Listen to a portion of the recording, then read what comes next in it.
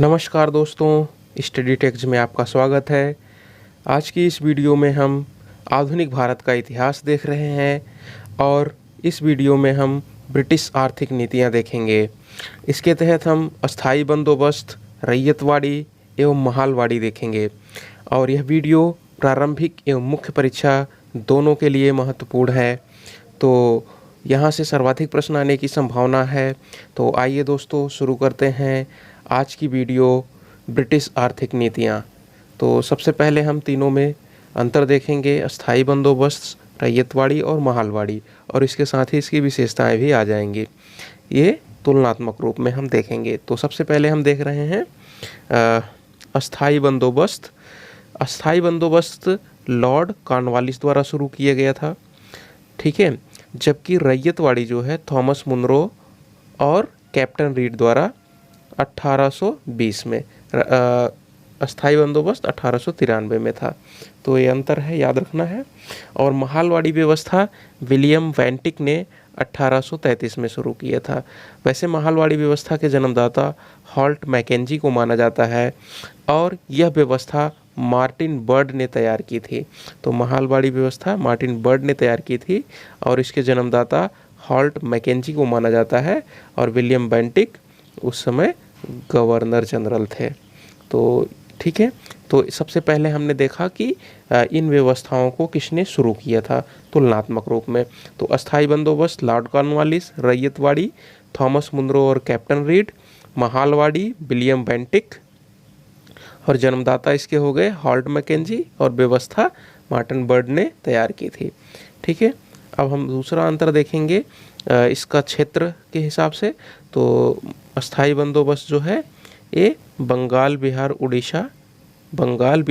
उड़ीसा, उत्तर प्रदेश के बनारस और गाजीपुर में और उत्तरी कर्नाटक में। तो यह ध्यान देना है कि बंगाल बिहार उड़ीसा, उत्तर प्रदेश का बनारस गाजीपुर और उत्तरी कर्नाटक, ठीक है।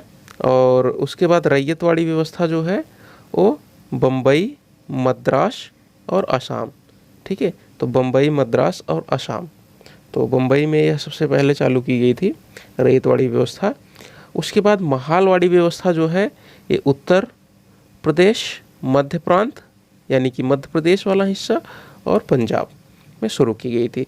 तो हमने क्षेत्र के हिसाब से अंतर देख लिया, ठीक है।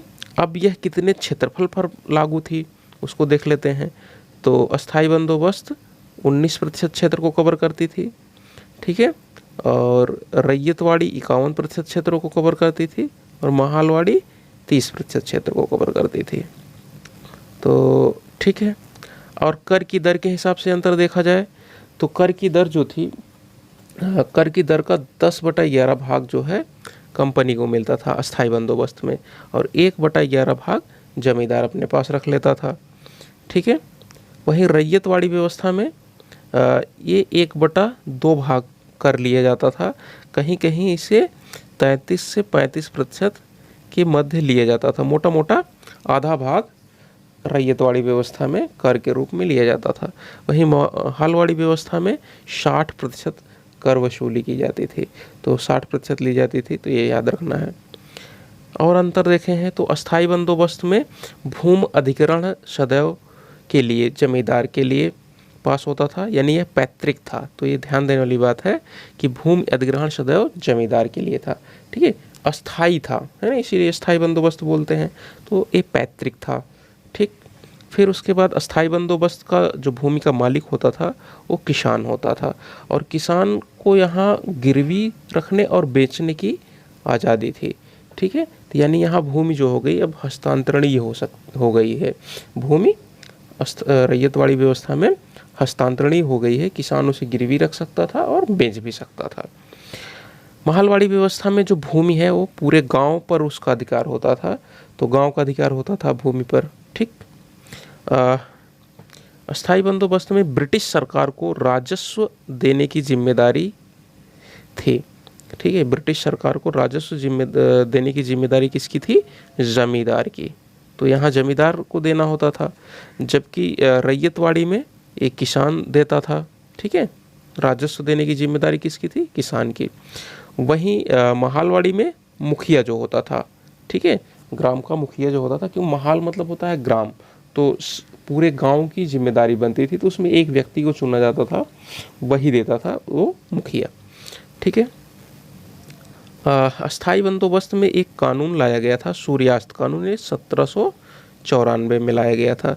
इस कानून में क्या था कि अगर कोई भी जमींदार, ठीक है, एक नियत समय तक, एक नियत समय तक अगर वह कर राजस्व ब्रिटिश खजाने में नहीं जमा कर देता था, तो उसकी जिम्मेदारी छीन ली जाती थी। तो ये ध्यान देना है। ऐसा रैयतवाड़ी व्यवस्था में नहीं था।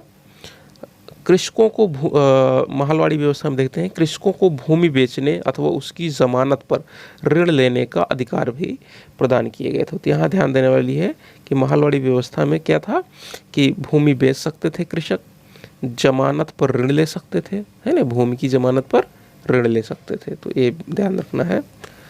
अस्थाई बंदोबस्त को, बनारस का अस्थाई बंदोबस्त किसने लागू किया? Jonathan Duncan. तो बनारस का अस्थाई बंदोबस्त किसने प्रारंभ किया था? तो Jonathan Duncan. PT fact important है, याद रखें। और रैयतवाड़ी व्यवस्था में बम्बई प्रेसिडेंसी में 1835 में कैप्टन विग्नेट ने, ठीक है, प्रारंभ किया था। तो बम्बई प्रेसिडेंसी में 1835 में कैप्टन विग्नेट ने प्रारंभ किया था। तो ये हमने अस्थाई बंदोबस्त, रैयतवाड़ी और महालवाड़ी के मध्य क्षेत्रवार अंतर देखा और इसकी विशेषताएं देखी। ये प्रारंभिक परीक्षा के लिए महत्वपूर्ण है, आप कंपैरिजन करके ही इसको याद रखें।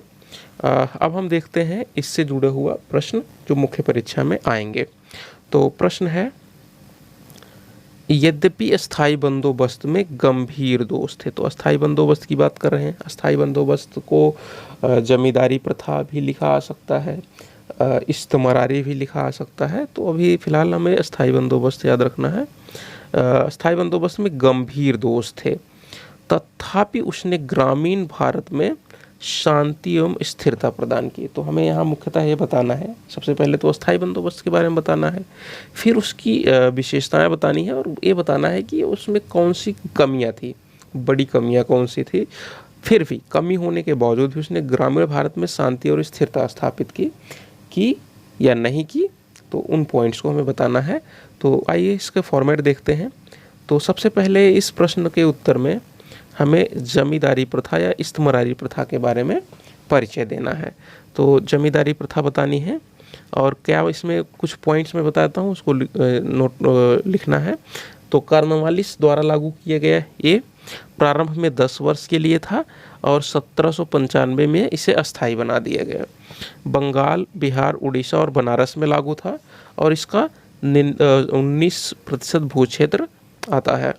ठीक है, इसके अंदर 19% भू क्षेत्र आता था और राजस्व का निर्धारण जो होता था पैमाइश द्वारा किया जाता था। ठीक है, पहले पैमाइश की जाती थी, फिर उसके अनुसार राजस्व का निर्धारण होता था और राजस्व का 10/11 भाग कंपनी को मिलता था और 1/11 भाग जमींदार को मिलता था।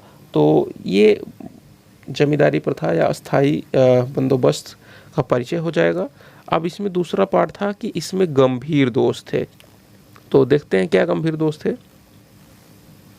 तो दूसरे पार्ट में हम बताएंगे इसके गंभीर दोषों को, इसकी मुख्य कमियों को।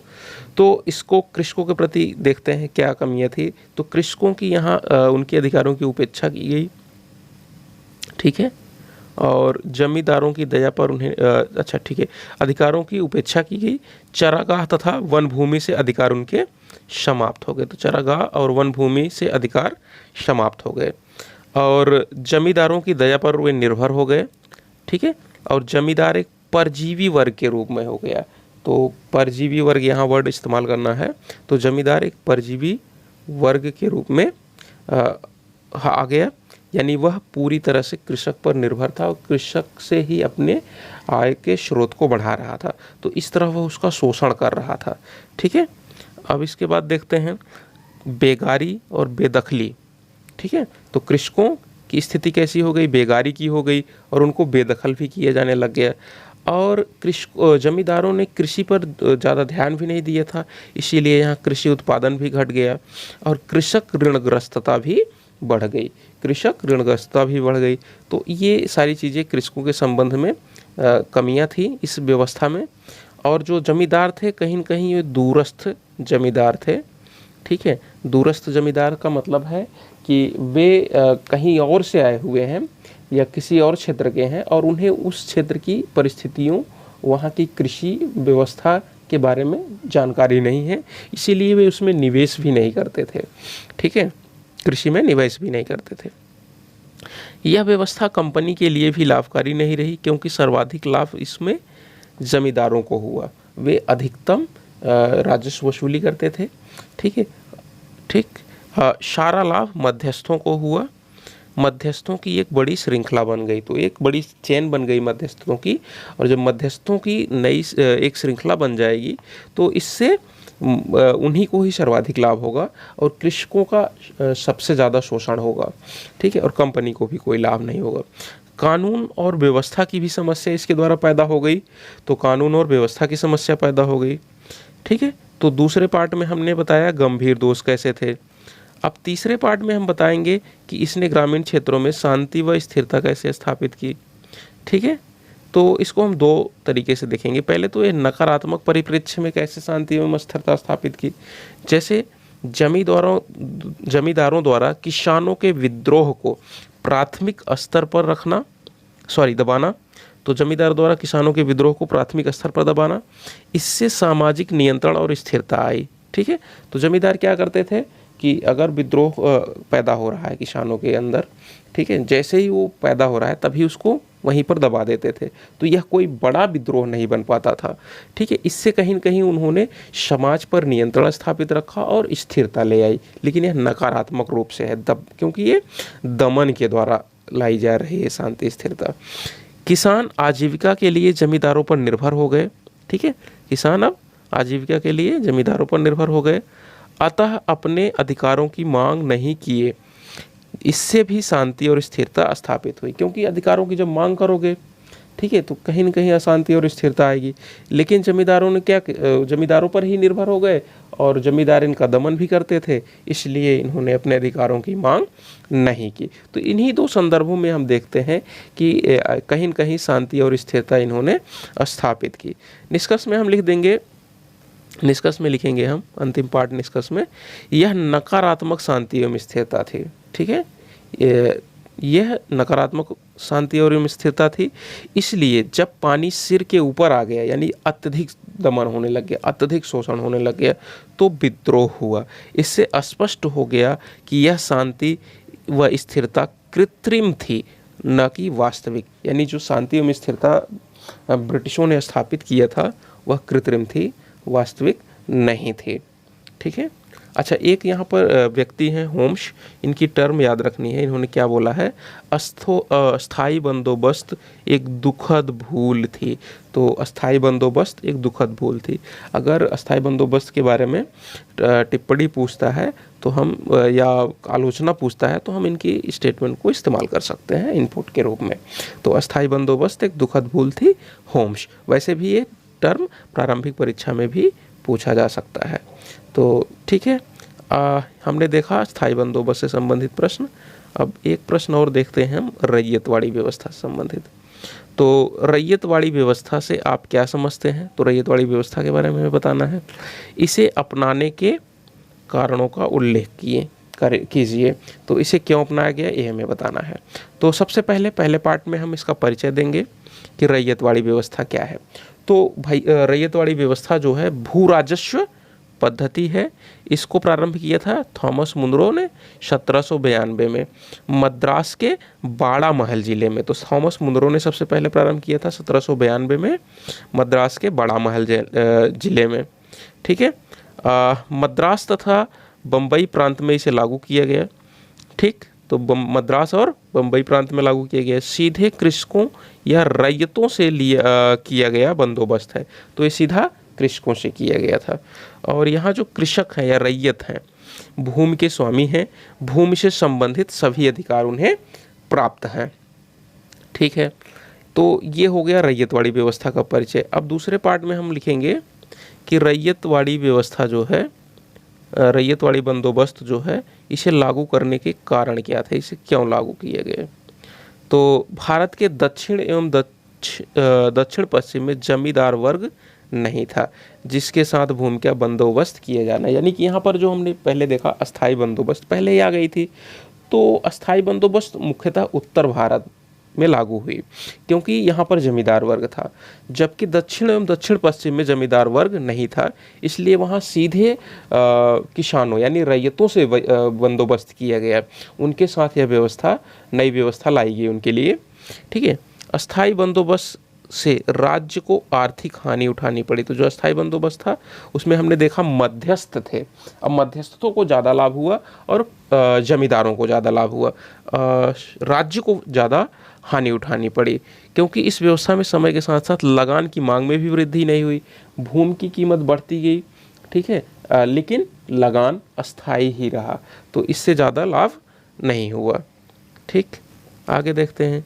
जमींदारी व्यवस्था में लगान का एक बहुत बड़ा भाग स्वयं जमींदार अपने पास रख लेते थे, जिससे कंपनी को आर्थिक हानि उठानी पड़ती थी। अतः कंपनी किसानों के साथ सीधा बंदोबस्त, तो यहाँ सीधा बंदोबस्त करके उनसे अधिक से अधिक लगान प्राप्त कर सकती थी। इसीलिए उन्होंने रैयतवाड़ी व्यवस्था ले आया कि अब हम सीधा बंदोबस्त करके लगान की प्राप्ति करेंगे। ठीक है, आगे देखते हैं। कुछ ब्रिटिश अधिकारियों की मान्यता थी कि अस्थाई बंदोबस्त से कृषकों का शोषण होता है, जिससे उनकी आर्थिक दशा शोचनीय हो जाती है। तो कहीं न कहीं ये कारण ये भी था कि कृषकों का शोषण हो रहा था और उनकी आर्थिक दशा निरंतर गिरती जा रही थी और एक शोचनीय स्थिति में पहुंच गई थी। इसीलिए ब्रिटिशर्स ने एक नई बंदोबस्त ले आया जिसे रैयतवाड़ी बंदोबस्त कहा जाता है। ठीक है, तो ये था रैयतवाड़ी बंदोबस्त का प्रश्न। रैयतवाड़ी, इसमें प्रश्न था कि रैयतवाड़ी व्यवस्था क्या है, तो पहले पार्ट में हमने रैयतवाड़ी व्यवस्था को बता दिए, फिर इसे अपनाने के कारण का उल्लेख करो। दूसरे पार्ट में हम इसे क्यों अपनाया वो बता देंगे और लास्ट में एक छोटा सा निष्कर्ष लिख देंगे, 1 लाइन का 2 लाइन का, कि रैयतवाड़ी व्यवस्था जो है ये जमींदारी व्यवस्था या अस्थाई बंदोबस्त के दोषों के कारण इसे लाया गया था और कहीं न कहीं यह भी साम्राज्यवादी उद्देश्यों की पूर्ति के लिए था, न कि किसानों के कल्याण के लिए। तो कुछ इस तरह से आप या किसी और भी तरीके से आप निष्कर्ष लिख सकते हैं। तो ठीक है, तो ये था अस्थाई बंदोबस्त और रैयतवाड़ी व्यवस्था। कुछ और फैक्ट्स हैं, ये पीटी फैक्ट्स हैं। तो ये एक दिवसीय जो परीक्षाएं हैं, प्रारंभिक परीक्षाएं हैं, उनमें यहाँ से प्रश्न आ सकते हैं, तो देख लेते हैं ऐसे ही। तो दुबला हाली प्रथा जो है ये सूरत में प्रारंभ हुई थी और यह भूदास प्रथा है। तो पीटी फैक्ट है, तो दुबला हाली प्रथा कैसी है? भूदास, भूमि में दास बनाने की ये सूरत में प्रारंभ हुई थी। ददनी प्रथा जो है अग्रिम पेशगी लिया जाता था, अग्रिम पेशगी है। ठीक है, कमयोटी प्रथा जो है ये कृषिदास से संबंधित प्रथा है और ये बिहार और उड़ीसा में लागू हुई थी। तो ये प्रथाएं हमें याद रखना है। अब यहाँ पर दादा भाई नौरोजी के बारे में कुछ फैक्ट्स हैं, वो भी देख लेते हैं। तो इन्होंने बुक लिखी थी, लेख लिखा था, इंग्लैंड्स डेट टू इंडिया। तो England's debt to India, England का भारत पर ऋण। तो ये 2 मई 1867 में ईस्ट इंडिया एसोसिएशन की बैठक में इसे प्रस्तुत किया था लंदन में। तो ईस्ट इंडिया एसोसिएशन की बैठक में लंदन में इसे प्रस्तुत किया था और यहीं पर इन्होंने धन निष्कासन का सिद्धांत दिया था और इसमें कहा था कि अनिष्टों का अनिष्ट। ठीक है, तो अनिष्टों का अनिष्ट वर्ड इस्तेमाल किया था धन निष्कासन को। और कार्ल मार्क्स ने क्या कहा था कि ब्रिटिश आर्थिक नीतियाँ घिनौनी है। तो ये इम्पोर्टेंट है। तो कार्ल मार्क्स ने क्या कहा था? ब्रिटिश आर्थिक नीतियाँ घिनौनी हैं। ठीक, ये नोट कर लेने वाली बात है। अच्छा, हम देख रहे हैं दादा भाई नौरोजी के विचार। तो उन्होंने धन निष्कासन का सिद्धांत दिया और इसे अनिष्टों का अनिष्ट कहा, धन निष्कासन को। और इंडियन नेशनल कांग्रेस 1866 कलकत्ता अधिवेशन में इनके धन निष्कासन सिद्धांत की स्वीकृति मिल गई। तो भारतीय राष्ट्रीय कांग्रेस 1896 का कलकत्ता अधिवेशन में धन निष्कासन सिद्धांत को स्वीकृति मिल गई। कुछ और पुस्तक देखते हैं इनकी। तो दादा भाई नौरोजी की पुस्तक है poverty and un British rule in India. सर्वाधिक परीक्षाओं में पूछी जाती, तो ये ध्यान रखना है। The wants and means of India, ये भी इनकी पुस्तक है। On the commerce of India, तो ये तीनों पुस्तक हमें याद रखनी है। ठीक है, तो ये अच्छा, एक स्टेटमेंट है दादा भाई नौरोजी की कि ब्रिटिश शासन भारत से निकलने वाला खून का एक दरिया है। तो ब्रिटिश शासन जो है भारत से निकलने वाला खून का एक दरिया है। ब्रिटिश शासन भारत से निकलने वाला खून का एक दरिया है। कुछ अन्य तथ्य देखते हैं। तो विलियम डिग्बी जो है ये प्रॉस्परस ब्रिटिश इंडिया नामक पुस्तक लिखते हैं। एम.जी. रनाडे आधुनिक औद्योगिक विकास। आर.सी. दत्त ने भारत का आर्थिक इतिहास 1901 में लिखा। तो ये बड़ा ही इंपॉर्टेंट फैक्ट है। तो भारत का आर्थिक इतिहास 1901 में आर.सी. दत्त। लॉर्ड कर्जन की स्टेटमेंट है, भारत के राष्ट्रीय विकास के लिए विदेशी पूंजी एक अनिवार्य शर्त है। तो भारत के राष्ट्रीय विकास के लिए विदेशी पूंजी एक अनिवार्य शर्त है। पर्सिवल स्पीयर क्या कहते हैं, अब बंगाल में खुला तथा बेशर्म लूट का काल आरंभ हुआ। तो खुला और बेशर्म लूट का काल आरंभ हुआ। के.एम. पनिक्कर डाकू राज्य, ठीक है, ब्रिटिश राज्य को डाकू राज्य कहते हैं। तो बड़ा इंपॉर्टेंट फैक्ट ये भी है, तो इसे भी याद रखना है। अमृत बाजार पत्रिका अंग्रेजों को चेतावनी स्वरूप लिखा कि वे यह नहीं जानते कि इस शल्य क्रिया के परिणाम स्वरूप उनका रोगी किस शोचनीय दशा में पहुंच गया है। तो ब्रिटिश आर्थिक नीतियों के बारे में ही अमृत बाजार पत्रिका में यह स्टेटमेंट छपी। में हमने आधुनिक भारत के इतिहास के तहत ब्रिटिश आर्थिक नीतियां देखा। इसके तहत हमने अस्थायी बंदोबस्त, रैयतवाड़ी एवं महालवाड़ी व्यवस्था को देखा तथा यह हमने इसको प्रश्नोत्तर प्रारूप में भी देखा और प्रारंभिक परीक्षा संबंधित तथ्यों, महत्वपूर्ण तथ्यों को भी देखा। यहाँ से सर्वाधिक प्रश्न आने की संभावना है। अगर यह वीडियो आपको पसंद आया हो तो वीडियो को लाइक एवं शेयर करें। यदि चैनल को सब्सक्राइब नहीं कर रखा है तो चैनल को सब्सक्राइब करें तथा आगे आने वाली वीडियोस का नोटिफिकेशन सबसे पहले प्राप्त करने के लिए नोटिफिकेशन टैब को दबाएं ताकि तथा बेल आइकन को दबाएं ताकि सबसे पहले आपको नोटिफिकेशन प्राप्त हो सके। वीडियो देखने के लिए धन्यवाद।